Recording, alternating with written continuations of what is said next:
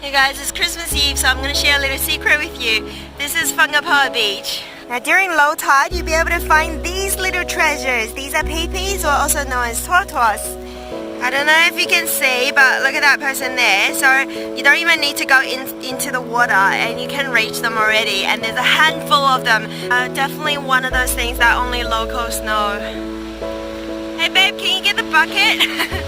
So that's gonna be our Christmas dinner now. What's that? Way! We'll get some salt water just to keep them alive. You can't get any fresher than this. Come have a look.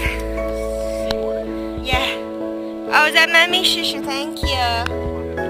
Oh, is that how you play frisbee? Well done.